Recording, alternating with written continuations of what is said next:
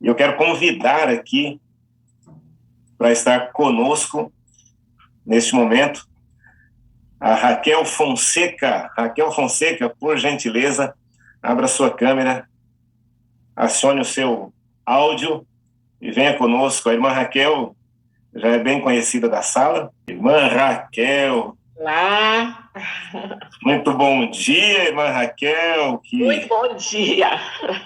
Que honra a minha poder conduzir esse momento do testemunho. E eu vou dizer por que eu me sinto feliz em poder fazer isso, porque nós nos conhecemos já há algum tempo, eu creio que pelo menos há uns 30, embora nós também, como o pastor Flávio, tenhamos cara de novinhos, assim, né? Na época em que trabalhamos ali no IASP, hoje o NASP Hortolândia, tive a honra de ser o professor da Anne, da Evelise, suas filhas, que eram um oásis ali naquele colégio, diante de tantas demandas que nós tínhamos ali como preceptor, como professor, e nós tivemos essa alegria. A irmã Raquel, embora seja conhecida da sala e das conexões, né, tão necessárias, né, a nossa sala ela é muito dinâmica, né, então sempre tem gente nova chegando. Eu gostaria que a senhora se apresentasse aí para essa multidão, por favor. Bom, eu estou... que é que eu digo, hein, ao me apresentar? Nem sei mais, querido pastor Esmeraldo. Mas o Senhor me escolheu desde o ventre da minha mãe, a vovó converteu-se, e aí é preciso que eu cite uma pessoa que você conheceu muito, que é o pastor Edgar de Oliveira. Afinal, usar a palavra substituição é muito cruel, mas quando você foi para o IASP, você foi dar aula de Bíblia, quem antecedeu você? Que responsabilidade, né? Foi o pastor Edgar de Oliveira, que é meu tio, e que, através dele, firmou-se o cristianismo, o adventismo na nossa família. E eu acho interessante porque o pastor Edgar de Oliveira teve a sua vida pastoral em muitas igrejas, e depois, já de aposentado, poderia estar tranquilo, ele passou a ser professor de Bíblia no IASP naquele tempo. E o pastor Esmeraldo parece que iniciou a sua atividade como professor de Bíblia e depois tornou-se esse pastor de igreja, de ovelhas, maravilhoso, e é uma honra estar aqui. Mas ele já disse, eu sou mãe da Evelise e Annelise, sogra do Douglas e do Juliano, e avó da Sara, e esposa do Marcondes. E eu sou de São Paulo, nasci em São Paulo, e antes de entrarmos nesse tempo em que os templos fecharam, eu estava na Nova Semente, onde as minhas filhas e genros estavam, e aí eu os acompanhava. Acho que é isso, acho que chega. Raquel, eu estava pensando comigo, né, depois de ouvir um pouquinho o seu testemunho, e também a sua reação, né, como algumas outras pessoas, né, de repente, pensar que, mas o meu testemunho, né, eu entendo que Deus é quem coloca as pessoas na lista de oração dessa sala. Assim como é Ele quem coloca a pessoa na lista dos testemunhos.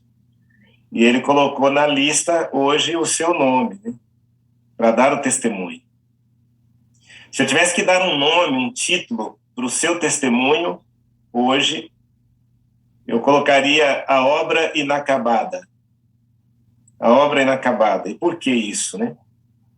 Porque é uma tendência de nós esperarmos sempre testemunhos com final feliz, ou testemunhos já concluídos, né? E hoje talvez seja, ao invés de um testemunho com final feliz, um testemunho feliz com um final que ainda não chegou, né? Que está em obra, A sua participação na sala sempre foi assim muito dinâmica, né? Eu a conheço já há bastante tempo, uma pessoa forte, decidida, determinada, né? Amém. E você já orou por muita gente dessa sala. Você tem a sua própria lista de oração. E hoje você vem e você está na lista de oração dessa sala. O que aconteceu ultimamente? Que reviravolta foi essa? Como é que você está lidando com isso? Eu me sinto um pouco inibida, e inibição não faz muito parte das minhas características, mas é assim que eu me sinto bastante emocionada e honrada de estar aqui. Eu somente havia passado para o pastor Wagner um recado, né? Eu falei assim, um áudio, passei ontem, eu falei, será que os meus irmãos já cansaram de orar por mim? Porque amanhã fará um mês de toda essa ocorrência, um mês é um tempo bem longo para as pessoas ficarem orando, então, por favor, eu falei, pede oração por mim, porque na quarta-feira, depois de manhã, eu estarei sendo submetida a mais uma cirurgia ocular. E o que eu peço é paz.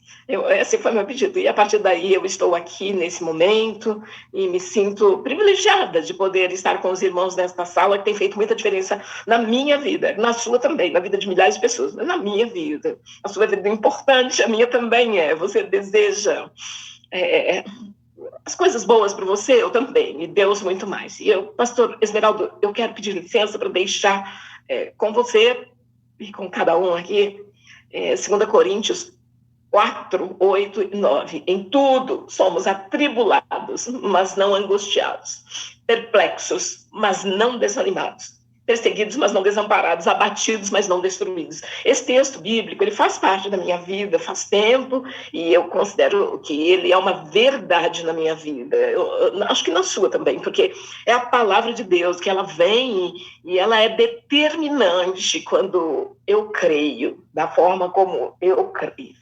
E o que aconteceu é que, num sábado à noite, há quase um mês atrás, amanhã foram 30 dias, eu deitei, dormi, e quando eu acordei no meio da noite para ir ao sanitário, eu percebi que eu não estava enxergando.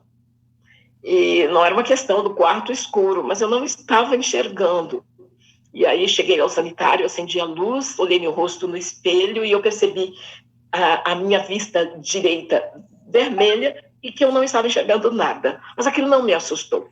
Eu imaginei que fosse uma conjuntivite, estava um pouco inchada. E eu voltei para a cama, orei, porque toda vez que eu acordo à noite, eu sempre oro.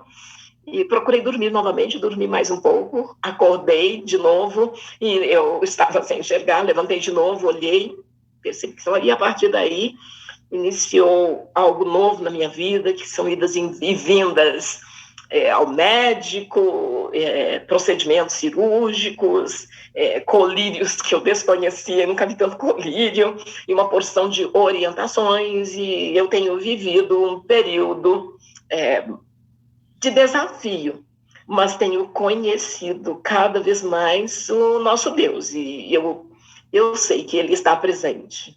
Então, e isto, o que foi? Inicialmente eu achava que era uma conjuntivite grave. E no dia seguinte estava bem pior. E eu iniciei ali essa ideia de conjuntivite. Mas na noite de domingo para segunda, eu passei a noite toda sem dormir e com dor. Eu nunca havia sentido dor. Eu tenho 2 filhas, mas eu não sei o que é dor de parto. Eu não havia sentido dor, com muita dor. Na segunda-feira, eu falando com o oftalmo, ele disse, você vai precisar ir à clínica. Ele falou, você está sem enxergar na vista direita? Eu falei, sim. E aí foi que na terça-feira já houve um primeiro procedimento de urgência e o oftalmo, quando examinou, quando viu, fez um aspecto sério e falou, seu caso é grave e raríssimo. Eu não fiz perguntas para ele, foi ele quem, de maneira sincera, falou. Então, essa frase, ela ficou bastante marcada, porque foi acompanhada de, antes que eu perguntasse, ele disse, eu não sei se a sua visão retornará daqui 1 ano ou daqui 10 anos, Deus é quem sabe. E foi isso, e o chão não se abriu para mim. Meu coração não disparou. Minhas mãos não tremeram e eu não tive dor de barriga nessa hora. Eu continuei tranquila. E essa tranquilidade não é de mim mesma, ela foi concedida pelo Senhor. Porque imagina, diante de uma situação dessa, quando uma pessoa se apavora, né? Aliás, tem pessoas ao meu redor, uma outra pessoa que falou comigo por telefone e eu fechei para balanço, eu não tenho atendido, são minhas filhas que dão notícias, conversam, eu louvo a Deus pela vida delas, minhas irmãs, meu esposo eventualmente falando com outra pessoa.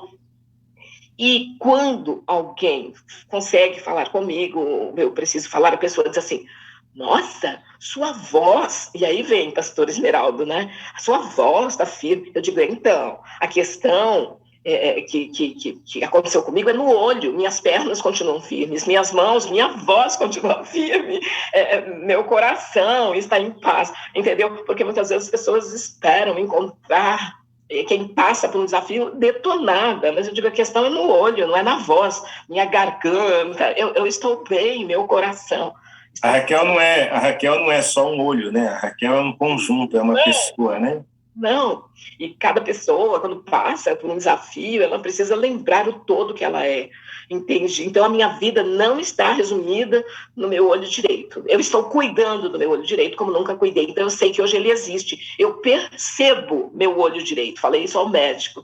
Eu falei, o esquerdo parece que ele já está incorporado, mas o olho direito, não. E eu percebo que ele existe. Quando você percebe que uma parte do teu corpo existe, é porque tem alguma coisa que não está funcionando como deveria. Mas é isso que você falou, pastor Esmeralda, eu não sou um olho. Aliás, eu te amo, viu? Eu sou muito grata a você. No período que foi professor de Bíblia das minhas filhas, você teve um olhar de amor por elas e muitas vezes você foi a extensão do meu olhar. Elas eram muito novas. Que ano foi isso, hein, pastor Esmeralda? Que você foi professor lá? De 91 a 2002. Pois é, todo esse tempo, uma ficou 3 anos no internato, que foi a Evelise, e a Annelise ficou por 5 anos. A Annelise foi muito novinha para o internato, ela era uma das alunas mais novas do internato, e eu louvo o Senhor que me guiou nessa direção, o Espírito Santo me guiou nessa direção. Raquel, você me falou uma frase muito interessante, né? Eu não vou revelar aqui a sua idade, mas você me disse que eu acho que isso testemunha bastante. Eu penso, eu ouvi frases já na vida do tipo, uma mulher que esconde a idade é capaz de esconder tudo, uma mulher que mente a respeito da idade é capaz de mentir a respeito de tudo, né? E eu nunca escondi, mas eu estou na casa dos 70 anos e louvo o Senhor por isso. E eu, às vezes, quando me vejo, me olho, sexta-feira eu fui ao médico, a um médico que não é o cirurgião e que está tendo um olhar generalista sobre mim, e quando ele me examinou, ele falou assim, não dá para acreditar que é 70. Eu acho que esse é um testemunho, sabe? Porque a nossa embalagem, ela testemunha, sabe? Então eu louvo o Senhor por isso. Agora todos já sabem, de novo, qualidade cronológica. Mas você disse uma coisa muito interessante. Você disse que acordou de madrugada e pela primeira vez você entendeu o que era o de repente, né? Como é que é essa história de repente, né? Inclusive, eu até fiquei pensando, né? Como é que depois de 70 anos alguma coisa é de repente, né? Às vezes é de repente para a gente, mas não é de repente para Deus. E antes de você falar, inclusive, eu quero chamar a atenção aqui daqueles que estão aqui na janelinha, né? Ontem, o pastor Wagner, ele fez um apelo muito incisivo, né? Muito direto para um jovem, né? Uma das coisas que ele disse, Joacir, foi assim, nós não sabemos o que vai acontecer daqui a pouco, o que vai acontecer amanhã, né? De repente, Almir, a vida dá uma guinada, não é verdade? E muda radicalmente, não é, Lige? A vida é assim, de repente, né? Eu diria até que muitas vezes ela é feita de repente, feita de repentes, né? Mas como é que foi essa história de pela primeira vez? Eu nunca tinha percebido, pastor Esmeraldo, isso tão forte. E o de repente entrou na minha vida, porque de repente eu deitei, eu orei, deitei, dormi e acordei no meio da noite sem visão. Foi de repente. As pessoas, acho que eu não respondi uma pergunta sua e tem gente que ainda está, talvez, sem entender. eu fui acometida de uma crise aguda de glaucoma, que eu desconhecia. Antes da pandemia, quando eu estive no oftalmo, e quando eu fazia controle, não de glaucoma, porque eu utilizo óculos para leitura, então eu tenho um oftalmo em São Paulo e estava tudo bem. E eu desconhecia em mim o glaucoma. E havia mais uma segunda coisa, eu estava com catarata e eu desconhecia que eu estava com catarata, porque a minha visão e tudo mais, eu não percebi o que eu deveria ter percebido. Entende? Agora, mais atenta, talvez, e depois de tanta pergunta que o médico fez, perguntas corretas, porque ele sabe fazer perguntas, eu consigo identificar uma outra coisa. Então, o glaucoma agudo foi muito forte, e ele pressionou tanto o globo ocular, a catarata. Eu vou usar uma linguagem rude, tá bom? Talvez não seja a forma correta de explicar, mas a catarata explodiu naquela noite, enquanto eu dormia, e colou no cristalino, e isso fazendo com que a minha visão fosse impedida. Então, tem pessoas que têm glaucoma completamente controlado, eu sei, recebi muitos recados, faz isso, faz aquilo. Não foi uma crise somente de glaucoma, teve essa agravante, quer dizer, essas duas coisas juntas, elas se tornaram um acidente grave, e o glaucoma nas duas vistas, né? Quando o profissional interferiu, o doutor Enos de Oliveira, bendito seja, o doutor Enos de Oliveira, santo médico, louvado seja Deus pela vida dele, homem cristão, homem de princípios, homem que leva a sério a profissão, a unção de Deus sobre ele. Ele disse, vamos salvar, humanamente falando, a sua vista esquerda, que é a que eu via, porque ela estava para colapsar. Então, foi aí que ele fez um primeiro procedimento e focou esforços, porque estava para acontecer na vista esquerda o que tinha acontecido na vista direita. Para mim, foi inacreditável isso. Embora o glaucoma seja assim, mais característico na raça negra, e algo hereditário, mamãe teve glaucoma, mamãe ficou cega nos últimos 10 anos de vida, e a primeira crise de glaucoma que a mamãe teve, eu estava no primeiro ano primário, era muito porque não existiam os recursos que existem hoje. Então, eu convivi com essa história da mamãe a vida toda.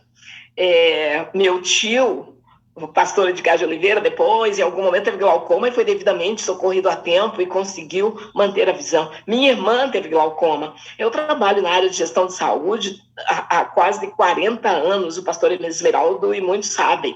Então, viver dentro do mundo da saúde, gestão da saúde, conhecer procedimentos médicos, para mim isso não era novidade, mas sabe, eu sou uma pessoa comum, eu sou humana, e comigo também acontecem coisas que não são boas, acontecem coisas que são desagradáveis. O detalhe, eu acho que é o modo como o Senhor tem me feito reagir ao que me acontece. Eu não consigo me antecipar a tudo, e esse de repente, ele me assustou e me fez parar para refletir, pastor Esmeraldo, porque foi de repente. Se um profissional tivesse me examinado um mês antes, ele teria visto? Sim, ele teria visto. Mas eu não tive indício nenhum, uma necessidade de visitar um profissional dessa especialidade no período pandêmico em que estamos. Compreende? Quer dizer, é uma junção de coisas. Viu, Raquel? Mas agora eu sei o que é de repente. Agora eu sei. E eu não sabia dessa forma. Viu, Raquel? Eu queria chamar a atenção da sala, nesse momento, para esses de repentes da vida, né? Porque, de certa forma, você descreveu aí alguns sinais, né? Na verdade, alguns sinais que poderiam indicar essa possibilidade do de repente em relação ao glaucoma, né? A Bíblia fala que o retorno de Jesus vai ser de repente para muita gente, né? Apesar dos sinais, apesar dos avisos. Eu gosto muito de algumas frases de efeito, antes de voltar para você, né? E teve uma frase de uns Jogos Olímpicos que chamaram muito a minha atenção. A frase dizia assim: no esporte e na vida, a regra é a mesma, preparação. Interessante, né? No esporte e na vida, a regra é a mesma, preparação. Então, nós precisamos estar preparados até para os de repentes, né? Uma outra coisa interessante, Raquel, é que você não sabe, obviamente, se a sua visão voltará, né? Como nós dissemos no começo, é uma obra inacabada, né? E você não sabe de nada, né? Do que vai ser. Mas você me falou que gosta muito de uma frase, fala ela aí pra gente. É a frase, Deus é quem sabe.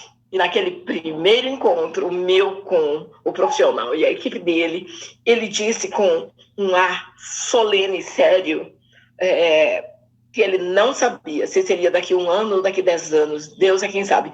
E eu fiquei muito confortável, porque Pastor Esmeraldo, já ocorreu na minha vida, do médico dizer assim, ao examinar as minhas mamas: nossa, está tudo bem com as suas mamas são saudáveis. Na palpação, no toque, médico que me acompanhava e que eu amo, respeito e admiro. E quando eu fui para a bateria de exames, lá estava o nódulo maligno e ele se surpreendeu.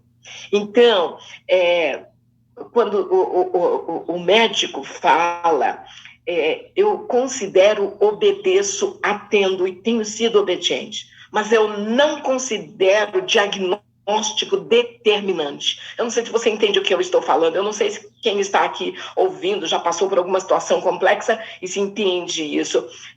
Há um Deus que me ama e te ama, e esse Deus é que está no comando.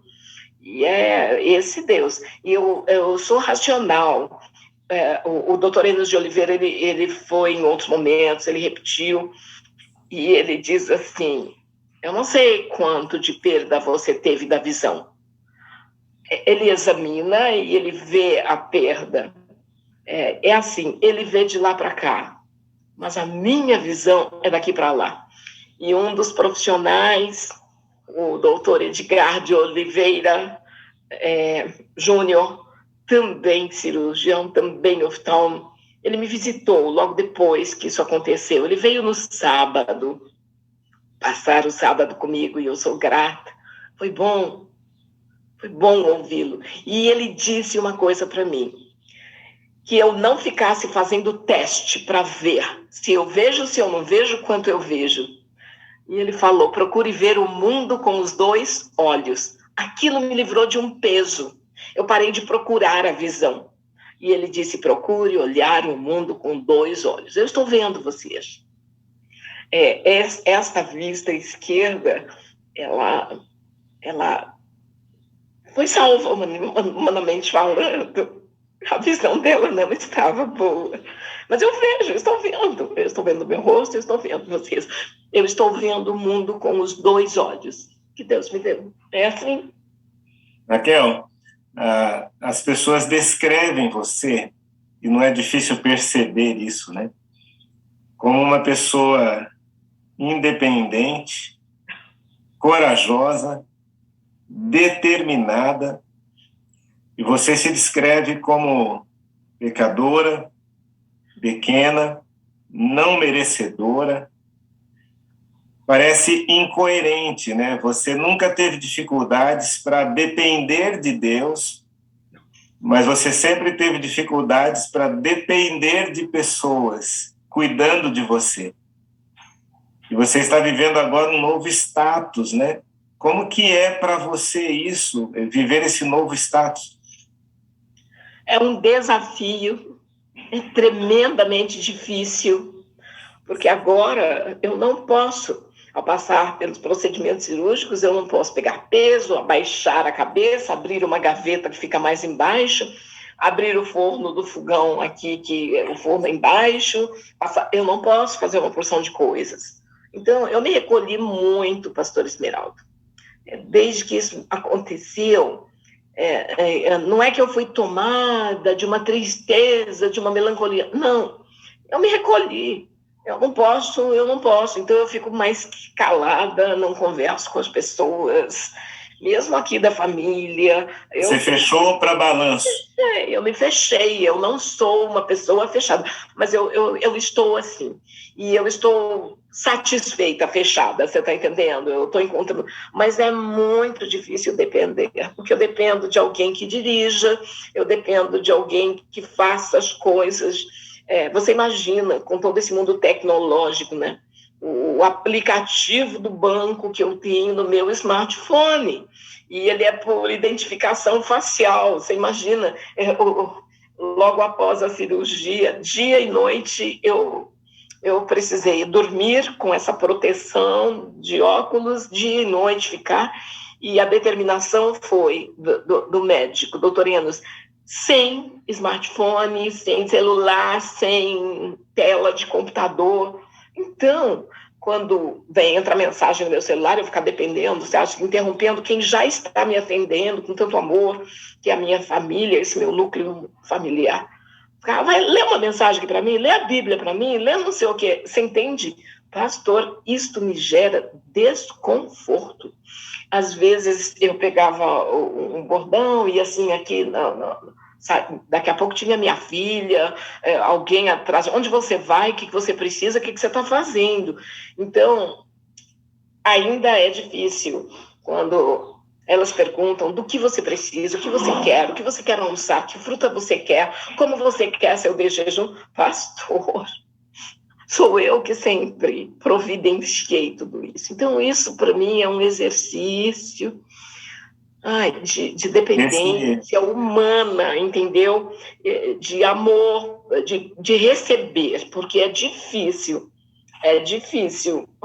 receber. E as pessoas, elas me mandam recados, algumas gravam áudio, olha, agora é a sua vez de receber o que você sempre fez. Eu fico pensando em tudo isso, mas é difícil, pastor. Depender de Deus, é de quem eu sempre dependi, eu aprendi isso, e eu recebo do Senhor, mas depender das pessoas, pastor Esmeraldo, ainda é um desafio para mim. Você fechou para balanço, Raquel, e você disse agora há pouco que as pessoas olham de fora pelas suas janelas, né, que são os olhos, e você olha de dentro para fora. Fechando para balanço, você começou a olhar mais para dentro, a examinar o coração, a pedir algo a mais para Deus? Então, pastor, esse meu olhar de dentro para fora é diferente do olhar de você, de cada um. E, no fim, eu não sei fazer isso também.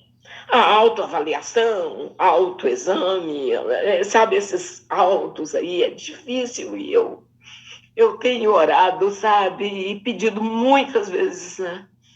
Eu digo, Senhor, examina o meu coração e vê se há em mim algum caminho. Eu tenho feito essa oração.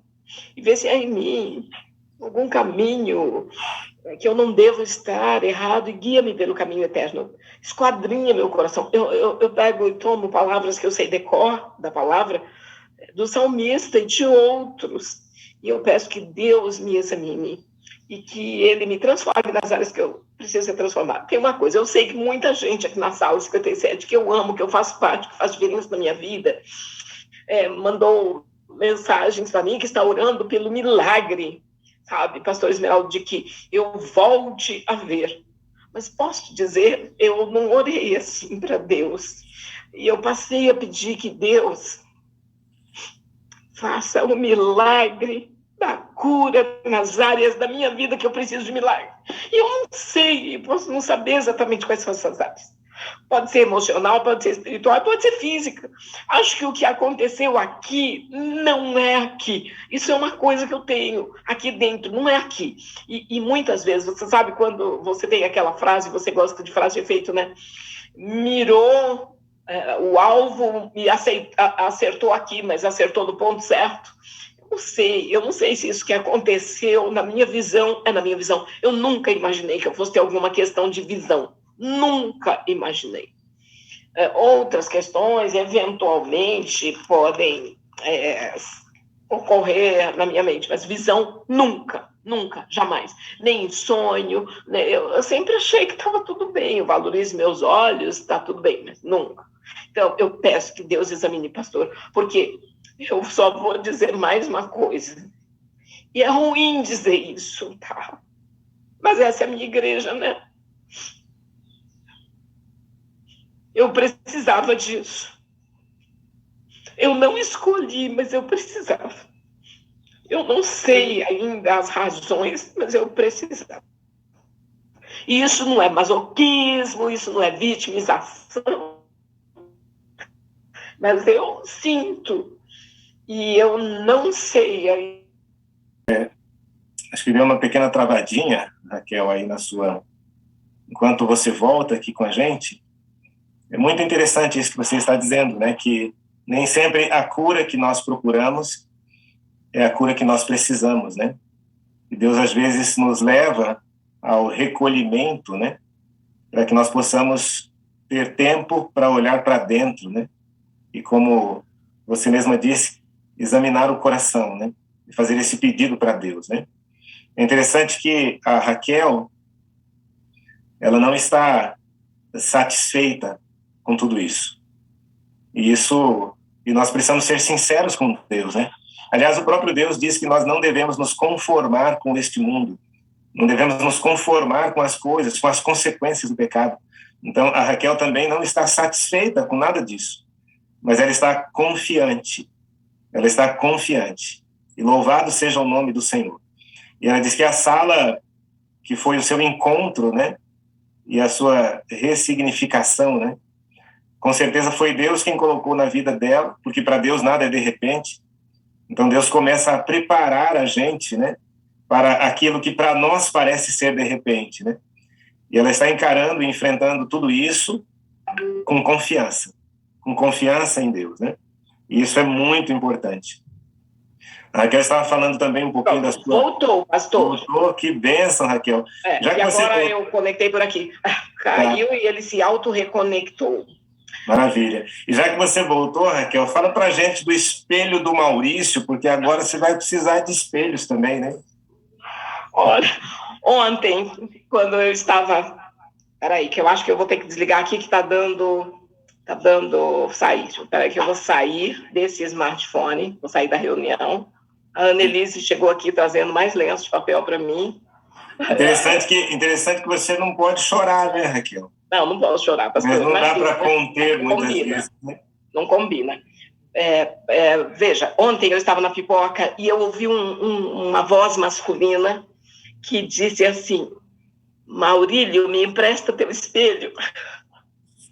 E aquilo ficou, e eu dei continuidade na minha mente, e eu estou escrevendo na minha mente um poema, sei lá, algo assim. Eu gosto de escrever, mas eu não tenho escrito, mas está aqui na minha mente, do tipo assim: Maurílio, me empresta o teu espelho, porque o meu embaçou, e eu não consigo ver pelo meu espelho. Me empresta teu espelho, porque o meu oxidou.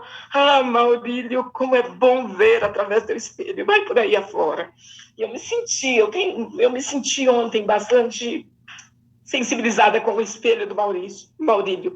Acho que há momentos também que vocês me ajudam a ver para dentro e para fora. E é muito gostoso isso, sabia? Esse momento é antagônico, mas ele é também muito bom. Raquel, a vida deixa marcas e cicatrizes para nós, não é verdade? O Paulo deve ter a sua cicatriz, a sua marca. A Rosilene deve ter a sua marca, a sua cicatriz, né, Rosilene? Porque a vida é assim, né? As quedas, né? As quedas vão deixando marcas e cicatrizes, não é? Del Magalhães, lá de Brasília, né? Qual é a sua cicatriz, Priscila? Qual é a sua cicatriz, Rogério? Qual é a sua cicatriz, Kekel Alves? A vida deixa marcas. E a vida vai deixar essa marca com você, né, Raquel? Como é que você vê essa cicatriz que vai ficar? É tão interessante isso. Eu lhe contei, e você está tocando nesse assunto. Na quarta-feira passada, na minha segunda ida nesse pós-cirúrgico desta cirurgia aqui, já passei por 3, agora será a 4ª, o doutor Enos de Oliveira, ele examinou de novo esta vista que requer tanto cuidado, e ele disse assim, olha, tem uma coisa, daqui para frente, quando você for ao médico, e quando ele examinar este olho direito, você não precisa falar para ele que você teve um glaucoma agudo, porque aí dentro ele já verá. Aconteceu uma coisa que nem sempre acontece nos casos de glaucoma, e elegantemente o doutor Enos de Oliveira chamou de assinatura. O glaucoma agudo, por vezes, ele deixa uma assinatura. Aí é uma marca, é uma cicatriz. E eu já conhecia essa expressão na cicatriz, tá? Tem cicatriz sorológica, quando aparecem determinados exames, às vezes se fala, né? A pessoa tem marcas. Eu tenho marcas, fui submetida a 2 cesáreas, e a quadrantectomia de mama, eu tenho aqui uma cicatriz. Então, a questão da cicatriz eu já conheço bem, as marcas eu conheço bem, mas a assinatura eu não conhecia, e o médico disse com essa elegância, tem o teu glaucoma, ele deixou uma assinatura, e ele falou para mim assim, é como se tivesse derramado um copo de leite na mesa, e eu imediatamente disse, então é uma Via Láctea aqui na minha íris? Ele falou, isso mesmo. E eu guardei aquilo no meu coração, e na volta, meu genro dirigindo, minha filha dentro do carro, eu falei, eu quero falar uma coisa para vocês. Tem pessoas que elas têm marcas, outras têm cicatrizes, mas eu tenho no meu olho uma assinatura. E sabe, não é do glaucoma. Eu falei para minha filha e para o meu genro, essa é a assinatura de Deus. E sabe o que ele assinou? Ele assinou curada. Sabe por quê? A cura é uma coisa e a visão completa para mim é outra. Você entende? Uma pessoa pode passar por um acidente, ela pode perder o braço ou perder a perna, e ela pode ficar doente a vida toda ou estar curada mesmo na doença. E isso não é uma ideia só minha, não. Isso a gente pode conversar mais depois, e acho que o pastor Esmeraldo, enquanto pastor, psicólogo e pessoa que lida muito com as pessoas, entende isso.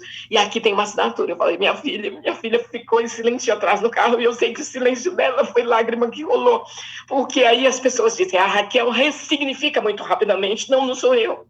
É o Senhor que me entrega algo assim. E cada vez que eu penso na minha vista direita, eu vejo, sabe? Eu vejo mentalmente, eu vejo a Via Láctea e a assinatura de Deus em mim. Eita glória, como diria o pastor Wagner, né? Você está vendo aí, Walter? Você não tem uma cicatriz, você tem uma assinatura. Uau! Tá vendo, Marcelo? Não é uma cicatriz que você tem, é uma assinatura, Alexander. Daqui para frente, não olhe as marcas que a vida deixou apenas como cicatrizes.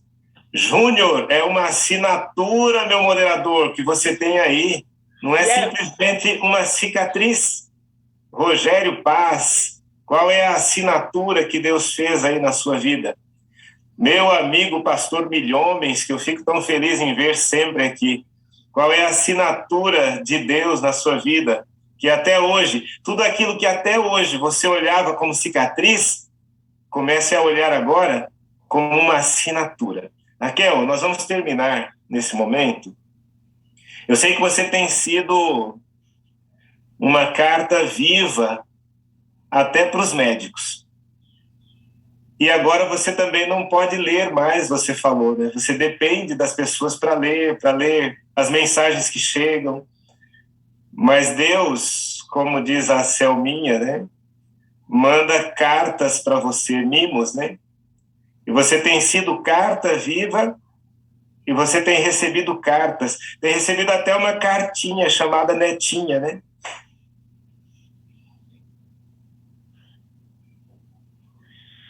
Pois é, a Sara, que daqui 2 meses e 15 dias fará 3 anos de idade, a neta que o Senhor me entregou de presente, mais que uma vez ao dia, ela tem dito assim, ela me olha e diz: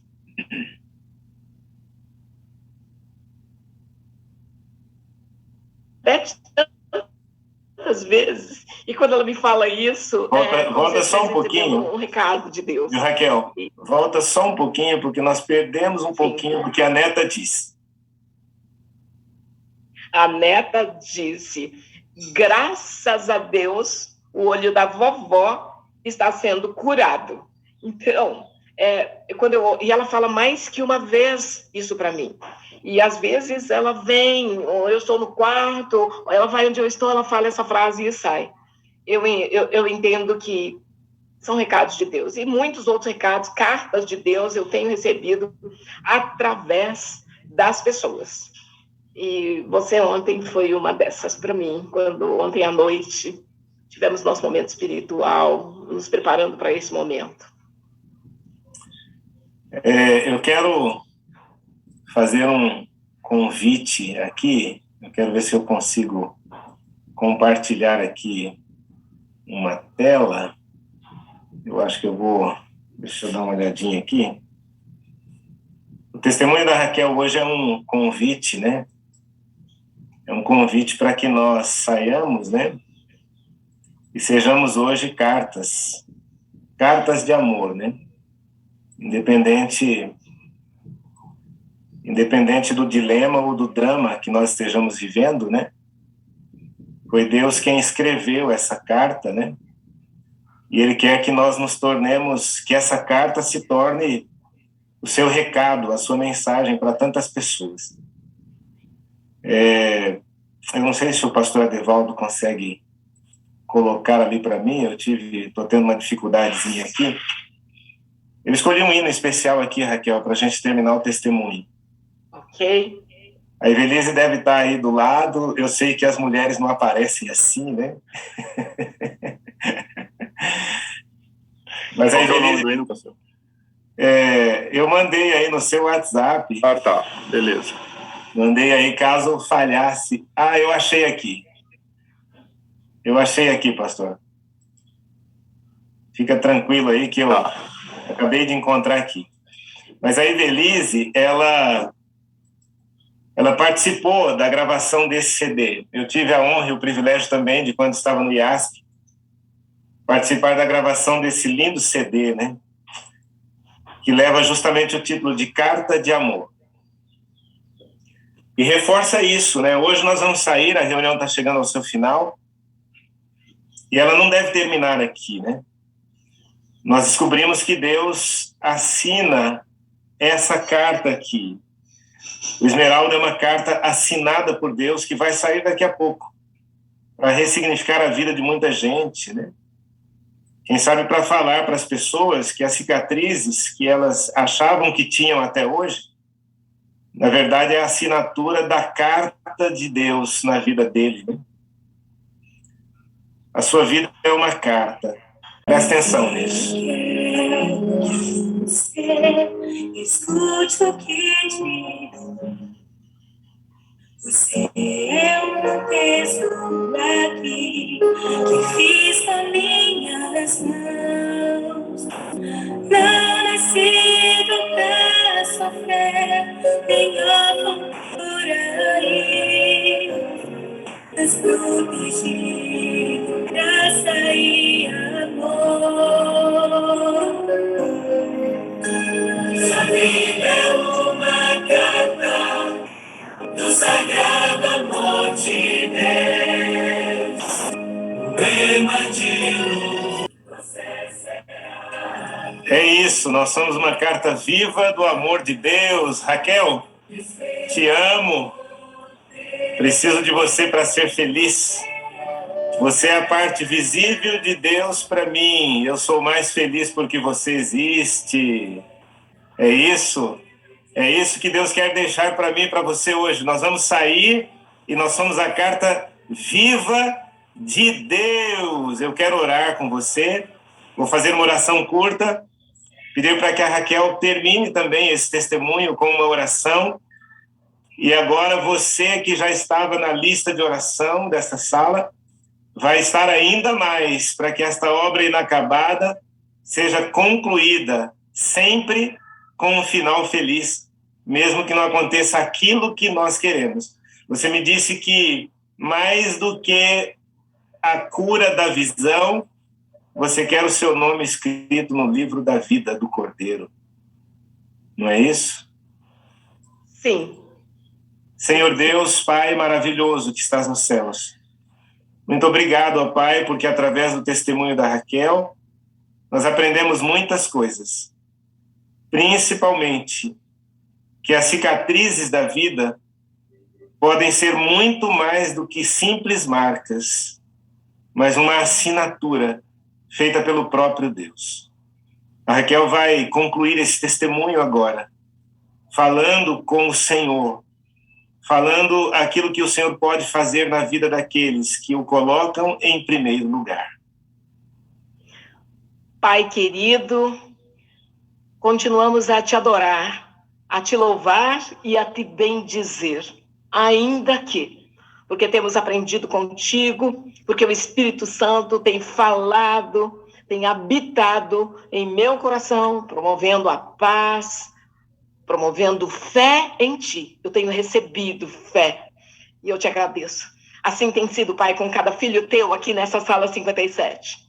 Que a unção do Espírito Santo seja permanente durante todo o dia de hoje. Só tenho hoje, a ti pertencemos, escolhemos te servir. Pai, que o Espírito Santo continue a realizar a obra de consolar, confortar, curar as feridas, transformando-as em assinaturas do céu, em assinaturas tuas nas nossas vidas. E esta assinatura, ela existe também através de cada nome inscrito no livro da vida. Senhor, nós te agradecemos pelo dom da vida, nós te agradecemos porque pertencemos a ti.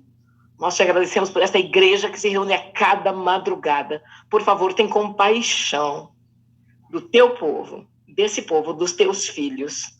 Em nome do Senhor Jesus. Amém. Bênção pura sem mistura, pastor Adevaldo. Eita glória!